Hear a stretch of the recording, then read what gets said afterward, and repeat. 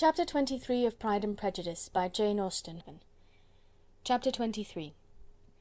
Elizabeth was sitting with her mother and sisters, reflecting on what she had heard, and doubting whether she was authorised to mention it, when Sir William Lucas himself appeared, sent by his daughter to announce her engagement to the family. With many compliments to them, and much self-gratulation on the prospect of a connection between the two houses, he unfolded the matter, to an audience not merely wondering but incredulous, for Mrs. Bennet, with more perseverance than politeness, protested he must be entirely mistaken, and Lydia, always unguarded and often uncivil, boisterously exclaimed, "Good Lord, Sir William, how can you tell such a story? Do not you know that Mr. Collins wants to marry Lizzie?" Nothing less than the complaisance of a courtier could have borne without anger such treatment, but Sir William's good breeding carried him through it all, and though he begged leave to be positive as to the truth of his information, he listened to all their impertinence with the most forbearing courtesy. Elizabeth, feeling it incumbent on her to relieve him from so unpleasant a situation, now put herself forward to confirm his account, by mentioning her prior knowledge of it from Charlotte herself, and endeavoured to put a stop to the exclamations of her mother and sisters by the earnestness of her congratulations to Sir William, in which she was readily joined by Jane, and by making a variety of remarks on the happiness that might be expected from the match, the excellent character of Mr. Collins, and the convenient distance of Hunsford from London. Mrs. Bennet was in fact too much overpowered to say a great deal while Sir William remained, but no sooner had he left them than her feelings found a rapid vent. In the first place, she persisted in disbelieving the whole of the matter. Secondly, she was very sure that Mr. Collins had been taken in. Thirdly, she trusted that they would never be happy together, and fourthly, that the match might be broken off. Two inferences, however, were plainly deduced from the whole. One, that Elizabeth was the real cause of the mischief, and the other, that she herself had been barbarously misused by them all, and on these two points she principally dwelt during the rest of the day. Nothing could console and nothing could appease her, nor did that day wear out her resentment. A week elapsed before she could see Elizabeth without scolding her, a month passed before she could speak to Sir William or Lady Lucas without being rude, and many months were gone before she could at all forgive their daughter. Mr. Bennet's emotions were much more tranquil on the occasion, and such as he did experience he pronounced to be of a most agreeable sort, for it gratified him, he said, to discover that Charlotte Lucas, whom he had used to think tolerably sensible, was as foolish as his wife, and more foolish than his daughter. Jane confessed herself a little surprised at the match, but she said less of her astonishment than of her earnest desire for their happiness, nor could Elizabeth persuade her to consider it as improbable. Kitty and Lydia were far from envying Miss Lucas, for Mr. Collins was only a clergyman, and it affected them in no other way than as a piece of news to spread at Meryton. Lady Lucas could not be insensible of triumph on being able to retort on Mrs. Bennet the comfort of having a daughter well married, and she called at Longbourn rather oftener than usual to say how happy she was, though Mrs. Bennet's sour looks and ill-natured remarks might have been enough to drive happiness away. Between Elizabeth and Charlotte there was a restraint which kept them mutually silent on the subject, and Elizabeth felt persuaded that no real confidence could ever subsist between them again. Her disappointment in Charlotte made her turn with fonder regard to her sister, of whose rectitude and delicacy she was sure her opinion could never be shaken, and for whose happiness she grew daily more anxious, as Bingley had now been gone a week, and nothing more was heard of his return. Jane had sent Caroline an early answer to her letter, and was counting the days till she might reasonably hope to hear again.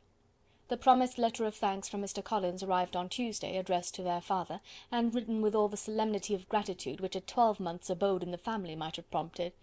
After discharging his conscience on that head, he proceeded to inform them, with many rapturous expressions, of his happiness in having obtained the affection of their amiable neighbour, Miss Lucas, and then explained that it was merely with the view of enjoying her society that he had been so ready to close with their kind wish of seeing him again at Longbourn, whither he hoped to be able to return on Monday fortnight, for Lady Catherine, he added, so heartily approved his marriage, that she wished it to take place as soon as possible, which he trusted would be an unanswerable argument with his amiable Charlotte to name an early day for making him the happiest of men. Mr. Collins' return to Hertfordshire was no longer a matter of pleasure to Mrs. Bennet. On the contrary, she was as much disposed to complain of it as her husband. It was very strange that he should come to Longbourn instead of to Lucas Lodge. It was also very inconvenient and exceedingly troublesome. She hated having visitors in the house while her health was so indifferent, and lovers were of all people the most disagreeable. Such were the gentle murmurs of Mrs. Bennet, and they gave way only to the greater distress of Mr. Bingley's continued absence. Neither Jane nor Elizabeth were comfortable on this subject. Day after day passed away without bringing any other tidings of him than the report which shortly prevailed in Meryton of his coming no more to Netherfield the whole winter, a report which highly incensed Mrs. Bennet, and which she never failed to contradict as a most scandalous falsehood. Even Elizabeth began to fear, not that Bingley was indifferent, but that his sisters would be successful in keeping him away. Unwilling as she was to admit an idea so destructive of Jane's happiness, and so dishonourable to the stability of her lover, she could not prevent its frequent occurring. The united efforts of his two unfeeling sisters and of his overpowering friend, assisted by the attractions of Miss Darcy and the amusements of London, might be too much, she feared, for the strength of his attachment. As for Jane, her anxiety under this suspense was, of course, more painful than Elizabeth's. But whatever she felt, she was desirous of concealing, and between herself and Elizabeth, therefore, the subject was never alluded to. But as no such delicacy restrained her mother, an hour seldom passed in which she did not talk of Bingley, express her impatience for his arrival, or even require Jane to confess that if he did not come back she would think herself very ill-used. It needed all Jane's steady mildness to bear these attacks with tolerable tranquillity. Mr. Collins returned most punctually on Monday fortnight, but his reception at Longbourn was not quite so gracious as it had been on his first introduction.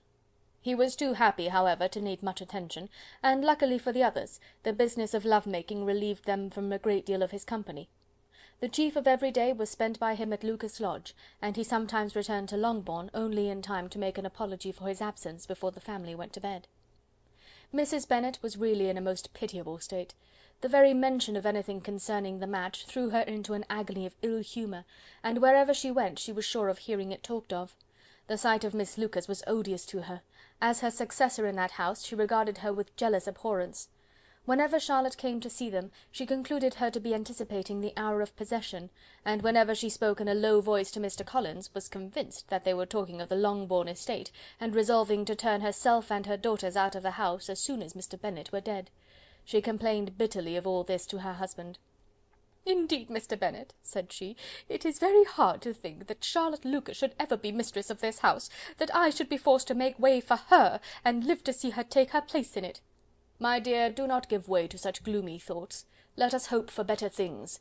Let us flatter ourselves that I may be the survivor." This was not very consoling to Mrs. Bennet, and therefore, instead of making any answer, she went on as before. "I cannot bear to think that they should have all this estate. If it was not for the entail, I should not mind it." "What should not you mind?" "I should not mind anything at all."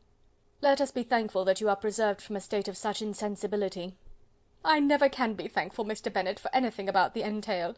How anyone could have the conscience to entail away an estate from one's own daughters, I cannot understand, and all for the sake of Mr. Collins too. Why should he have it more than anybody else?"